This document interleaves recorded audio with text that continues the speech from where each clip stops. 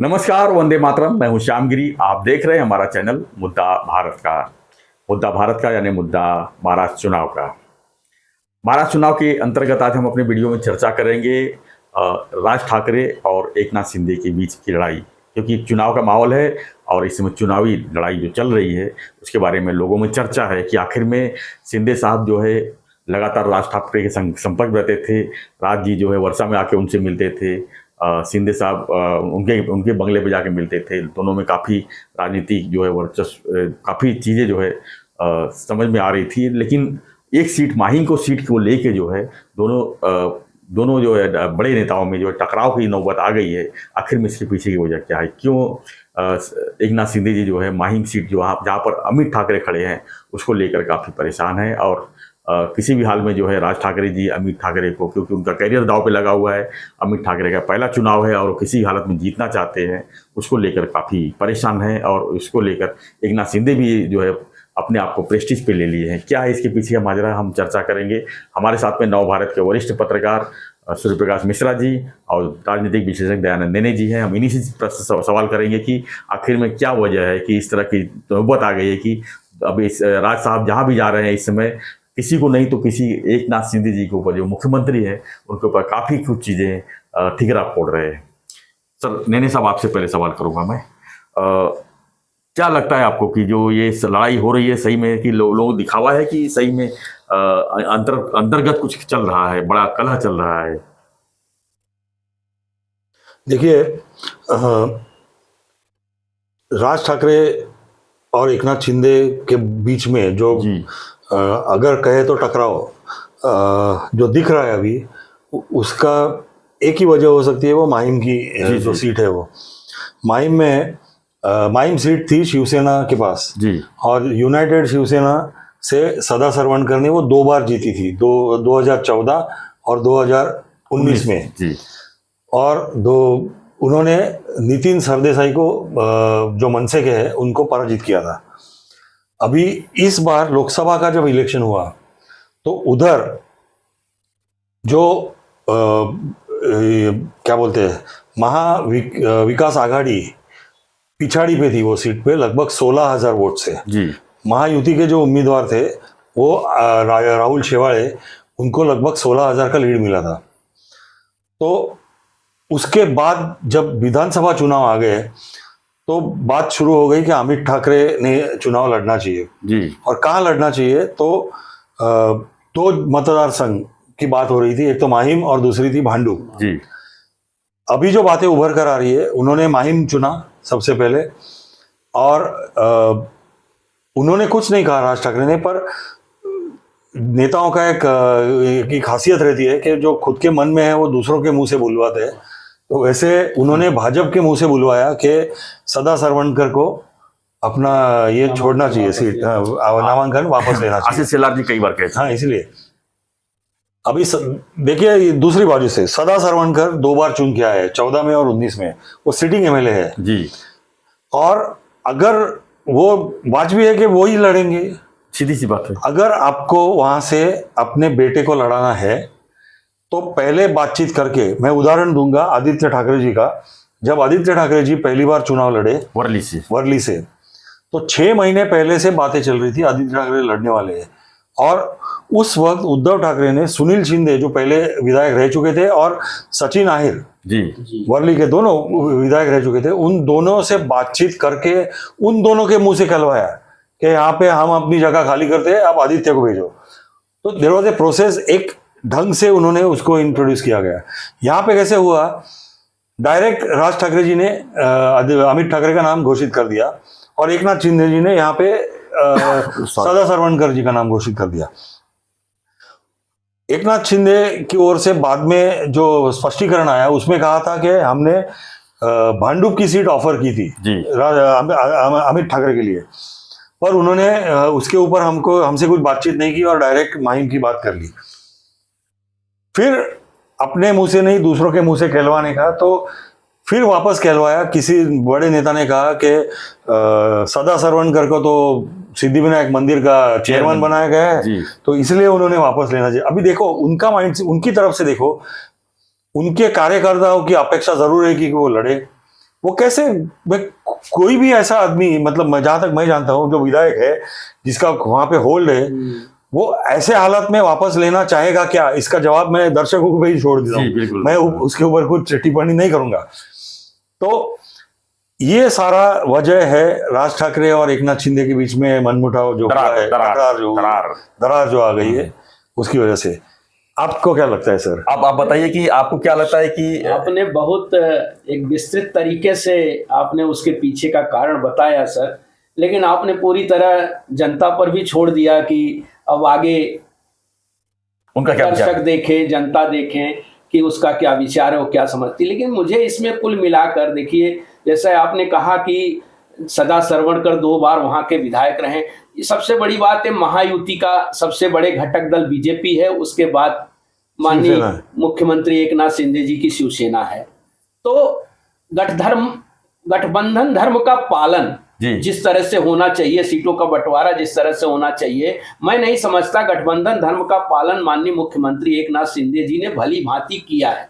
जिस तरीके से देखा है बीजेपी के साथ, बीजेपी भले बड़े भाई की भूमिका वहां ऐसा नहीं रहा, बड़ा भाई छोटा भाई, भले ही मुख्यमंत्री एकनाथ शिंदे जी हैं, लेकिन बीजेपी को उन्होंने पूरी तरह मान सम्मान और एक दूसरे से एक समन्वय बनाकर चले। कई जगह उम्मीदवारों का अदला बदली भी की गई है, इवन अपने जो राष्ट्रवादी कांग्रेस के अजीत पवार हैं। लेकिन यहाँ की बात, यहाँ मुझे बीजेपी, एक तरीके से मैं खुलकर बोलना चाहता हूं, बीजेपी की बड़ी भूमिका नजर आती है और बीजेपी कुछ रणनीतियां इस तरह की खेलती है, मैं तो देख रहा हूं कि वो नुकसानदायक साबित, वो भले सोचते हैं कि हमारे लिए कुछ भी, लेकिन वो नुकसानदायक साबित होता है, ये जनता भी समझती है। तो इसमें बीजेपी की मुख्य भूमिका, जब आप कहते हैं कि मैं महायुति को छोड़कर राज ठाकरे लड़ रहे हैं, ठीक है, महायुति को जब छोड़कर लड़ रहे हैं तो महायुति की भूमिका क्या होनी चाहिए, बीजेपी की क्या भूमिका होनी चाहिए कि भाई जहां राज ठाकरे के पुत्र हैं उनको हम समर्थन दे देंगे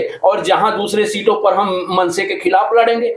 ये कोई पार्टी की भूमिका नहीं होती, और एक राष्ट्रीय पार्टी की भूमिका तो बिल्कुल नहीं हो सकती है। राष्ट्रीय पार्टी है, क्षेत्रीय दल जो हैं इस तरह के समझौते करते हैं। माननीय बाला साहब ठाकरे इस तरह के कुछ समझौते करते थे, वो महाराष्ट्र अस्मिता की बात जहां आती थी वो करते थे कि भाई हम राष्ट्रपति को दे रहे हैं। लेकिन बीजेपी ने जिस तरह से, इसमें सबसे बड़ी गलती बीजेपी ने या बीजेपी के नेताओं ने की है, उन्होंने पहले तो कहा कि भाई देना चाहिए जी।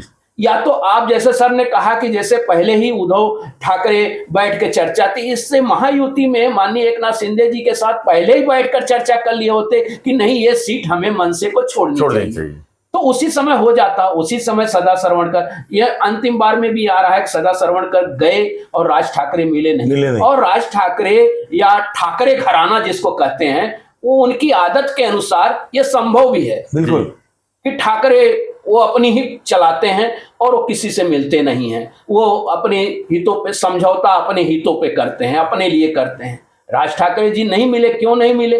जब अपने पुत्र के लिए और लोग मिले तो राज ठाकरे बुलाकर सदा सरवणकर को कह सकते थे कि भाई मेरे पुत्र का मामला है, बीजेपी मदद कर रही है, आप भी मदद करो। राज ठाकरे ने ऐसा क्यों नहीं किया? इसके पीछे जरूर कुछ न कुछ रणनीति है। पार्टियों के बीच देखिए, हर पार्टियों में चल रहा है। देखिए सत्ता का समीकरण बना, चाहे सत्ता का एक रेस हो, रेस भले साथ में है लेकिन एक रेस बनी हुई है, चाहे वो फडणवीस जी के बीच में हो, चाहे माननीय मुख्यमंत्री एकनाथ शिंदे जी के बीच में हो, रेस तो बनी रहेगी। क्योंकि माननीय मुख्यमंत्री एकनाथ शिंदे जी तो रेस में ही हैं, वो उनके नेतृत्व में कहा जा रहा है कि महाविकास आघाड़ी के वो नेता हैं या सरकार के नेता हैं, तो चुनाव उनके, तो लेकिन रेस तो लगी हुई है। तो इस रेस में कौन कहाँ आगे बढ़ता है, और मराठी में एक शब्द होता है कुरघोड़ी, एक कुरघोड़ी करने का मतलब एक दूसरे पर दबाव डालने की रणनीति है, और उस रणनीति का एक उदाहरण जो है ये माहिम सिंह है। मेरे को इसमें एक सवाल करना है सर, आपने जो बीजेपी के बारे में अभी कहा, मैं उससे 100% सहमत हूँ, क्योंकि उनकी क्या रणनीति है या क्या धोरणात्मक निर्णय उन्होंने ऐसा क्यों लिया, मुझे कुछ समझ में नहीं आ रहा है। क्योंकि आप अगर दूसरी ओर से देखते हैं तो महाराष्ट्र में बीजेपी जितनी जगह लड़ रही है 148, उसमें से 70 सीटों पे मनसे उनके खिलाफ लड़ रही है। बिल्कुल, तो एक तरफ मनसे उनके 70 सीटों पे उनके खिलाफ लड़ रही है, मतलब वो सीटों पे जाके राज ठाकरे क्या भाषण करेंगे कि बीजेपी को गिराना है जी। और यहाँ पे माहिम में बीजेपी बोलती है कि हम लोग आदि युति धर्म छोड़ के हम लोग सदा सरवणकर का सपोर्ट नहीं करेंगे, हम अमित ठाकरे का करेंगे। तो ये क्या सब है, कुछ समझ में नहीं आ रहा है। ये वही सर आपने जो कहा ना, वो संभ्रम मतदाताओं में किस तरह का संदेश जा रहा है, आप किस तरह का संदेश देना। कल एक बहुत बड़े नेता उत्तर प्रदेश के आए थे, मैंने उनसे भी यही पूछा कि सर आप किस तरह का संदेश देना चाहते हैं। पड़ोस की सीट में आप उनको समर्थन देते हैं, इसके बगल की सीट में आपके खिलाफ वो उम्मीदवार खड़ा करते हैं, आपकी आलोचना करते हैं, या थोड़ा बचाव। अभी राज ठाकरे जी थाने आए थे लेकिन वो बचते हैं, वो बीजेपी की आलोचना करने से बच रहे हैं। बाकी सार्वजनिक जगहों पर वो कह रहे हैं महायुति की सरकार आएगी, महाआघाड़ी। सिद्धे साहब के बारे में सब इस बोल रहे हैं। तरीके का ये राजनीति चल रही है, तो समझ के बात है। लेकिन कुल मिलाकर वर्चस्व की तो नहीं, पर मैं आपको इसमें क्या बोल रहा हूँ, वो बचते आप जो बोल रहे हो ना, वो नहीं बच रहे, क्योंकि वो महाराष्ट्र में गत 5 साल में क्या हुआ करके आलोचना करते हैं। तो गत 5 साल छोड़ो, गत 2.5 साल में जो भी हुआ वो बीजेपी ने ही कराया हुआ था, तो इनडायरेक्टली वो बीजेपी की आलोचना कर रहे हैं। दूसरी बात ये मैं पूछना चाहूंगा कि माहिम की सीट ही क्यों चुना गया? उनको जब कॉन्फिडेंस नहीं है कि मैं जीत पाऊंगा, अब मतलब दूसरे के भरोसे ही मेरे को चुनाव लड़ना है, मतलब दूसरा कोई बैठ जाएगा तो मैं चुनाव जीतूंगा, तो उनको जो कॉन्फिडेंस वाला सीट है, जैसे एक सीट तो था उनके पास राजू पाटिल का, वहां से अमित ठाकरे को लड़ाना चाहिए था। क्या है वहां पर क्यों नहीं लड़ा? अपनी सीट पर हक जताना चाहिए। क्या है दूसरी सीट पर आप कैसे हक जता सकते हो? नहीं, क्या है, माहिम की सीट पहले नितिन सरदेसाई जीत चुके हैं, 2009 में जीत चुके हैं। और दूसरी बात नहीं, सुनो, दूसरी बात कदम भी जीते हुए, मैं आपको क्या बोल रहा हूँ, दूसरी बात, माहिम दादर ये उनका होम मतलब गढ़ है बोलो, या होम पिच है उनका। वो माहिम में रहते हैं खुद, मतलब माहिम कॉन्स्टिट्यूंसी में रहते हैं, मतदाता है वहाँ के। मैं तो बोलूँ कि वर्ली से लड़ना चाहिए था, 2 ठाकरे लड़ाई हो जाती है अच्छी तरह से, क्यों नहीं लड़ाना चाहिए था ना। लोगों को भी समझ में आता है कि कौन सा ठाकरे में कितना दम है। नहीं, और दूसरी साइड से देखो तो 16,000 की लीड थी लोकसभा में, तो उनको लगा होगा कि ये सीट सेफ है, शिवसेना 2 बार। अब क्या स्थिति देख रहे हो? अब क्या स्थिति देख रहे हो जब वहां पर सदा सरवणकर खड़े हैं और वाठा भी है और अमित ठाकरे हैं? क्या तिरंगी लड़ाई है या कि कुछ और होने वाला है वहां पर? बिल्कुल तिरंगी लड़ाई है वहां पे। सदा सरवणकर पूरे क्या बोलते हैं जोश से चुनाव लड़ रहे हैं, ऐसे बिल्कुल नहीं लग रहा है कि उन्होंने छोड़ दिया है जी। तो इसका रिजल्ट क्या देख रहे हैं आप मिश्रा जी? रिजल्ट के मामले में त्रिकोणीय संघर्ष में कुछ कहा नहीं जा सकता। 2-4 दिन 6 दिन और इंतजार करना पड़ेगा, थोड़ा नजदीक आने पर कुछ चीजें पता चलेंगी और बाकी चीजें आएंगी। अब देख रहे हैं बगल की सिवड़ी सीट पर भी बीजेपी ने उनको मनसे के उम्मीदवार को अपना समर्थन दे दिया है। तो इस तरह की जो बातें चल रही है ना, इस तरह की रणनीति, जहाँ बीजेपी कहीं पे नुकसान, जो बीजेपी का सीट है वहां पर खड़ा करना चाहिए। अगर टकराव की बात करें तो एकनाथ शिंदे के सामने मनसे ने कैंडिडेट नहीं दिया है, तो फिर काय का टकराव, मतलब ऐसे दूसरी तरफ से देखा जाए तो मनसे का कैंडिडेट तो यहाँ भी है, एकनाथ शिंदे जी के थाना में है, बाजू में, बगल में, आगे ओया माजूड़ा में है, पर एकनाथ शिंदे जी के सामने उन्होंने दिया नहीं है। तो राज ठाकरे बोलेंगे काय का टकराव, कोई टकराव नहीं है हमारे बीच में। बहुत सारी चीजें इस तरह। वही कह रहा हूँ कि ये चुनाव में क्या चल रहा है, ये जनरल सोच रखने वाले आदमी के समझ के परे खासकर 2019 के बाद तो काफी कुछ चीजें जो है समझ नहीं आ रहा है किसी को, कौन किसको वोट दे रहा है, क्या होने जा रहा है। और यही हालत जो है मेरे लगता है 23 तारीख को भी देखने को मिलेगी कि 6 पार्टियां चुनाव जीतने वाली हैं, अपने अपने हिसाब से जीतेंगी। 3 इस तरफ है, 3 इस तरफ है, लेकिन मैं तीनों को अलग अलग मानता हूं, क्योंकि चुनाव जीतने के बाद किसके खिड़की दरवाजे कहाँ खुले रहेंगे ये जो है 23 तारीख को पता चलेगा। आपने इसमें तो बिल्कुल बहुत सारी संभावनाएं हैं। हाँ जी, अजीत दादा का कुछ भरोसा नहीं कहा जा सकता। सिंधे साहब के बारे में नवाब मलिक कह चुके हैं कि वो पवार साहब के संपर्क में है, वो सीएम बनने के लिए वो भी कुछ ना कुछ नया गेम खेल सकते हैं।